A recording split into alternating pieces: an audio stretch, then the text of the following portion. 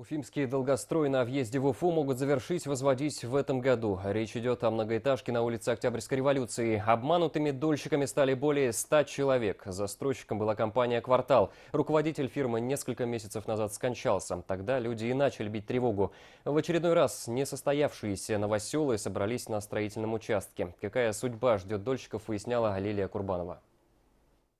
Я хочу кровать себе, большую комнату. Робко, словно уже и не верит, Алтынай делится маленькими целями. Запросы исключительно девчачьи. Белая кровать и много кукол, чтобы хватило ей и сестренке. Собственная комната – предел мечтаний вот уже 6 лет. В 2014-м семья вложилась в долевое строительство. В скором времени новостройку обещали сдать. В итоге владеют Ахметовы пока только ипотекой. У нас однокомнатная квартира была, продали, вложились на трехкомнатную. С этого времени ждем. О том, что стройка не ведется уже продолжительное время, можно понять даже по вагончикам, в которых когда-то жили рабочие. Вход замело снегом, выросли огромные сугробы. В нашем доме должна была третья секция быть. Вот если посмотрим, незакрытая стена. Третья секция долгостроя теперь уже никогда не будет возведена. Опасно. Рядом автомобильная заправка. Между застройщиком и мэрией города был заключен договор о непродлении срока аренды земельного участка под заправкой. Данный договор подписывал заместитель главы администрации Никитин. Впоследствии данный представитель был осужден за махинации с землей. Проект пришлось переделывать. Дополнительные расходы. Почему вышла неразбериха, дольщики уже не узнают. Руководитель строительной компании несколько месяцев назад погиб. Хотелось бы, чтобы правоохранительные органы все-таки занялись этим вопросом.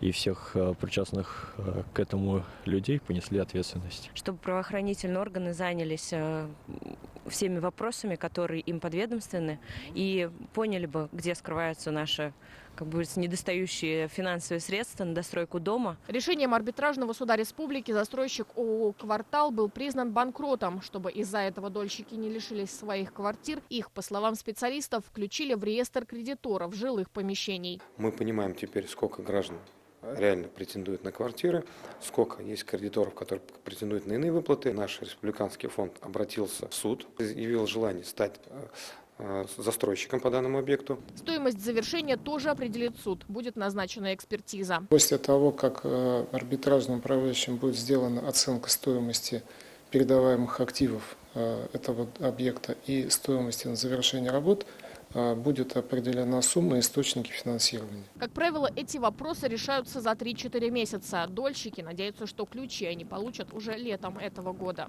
К 30 июня 2020 года получили свои жилье. Почему именно эта дата? Потому что была встреча расширенная в октябре 2019 года с главой региона. И он пообещал, что наш объект возможно в этой стройке сдать. И все, в общем-то, ответственные лица согласились, что этот срок реально осуществим. Долгих 6 лет, а кто-то и 9 люди добиваются квартир, которые и так принадлежат им. Количество обращений к всевозможным специалистам не счесть. Были и голодовки. И даже писали стихотворения президенту страны. Правда, цензурные рифмы к своей проблеме подобрать они не смогли. 9 лет мы бомжи без надежд, без жилья. У нас ипотека, но нет ничего. Чего? Одно ваше слово запустит процесс. Приезжайте в Уфу, родили мы конец. Лилия Курбанова, Роберт Давлетбердян, новости Уфа.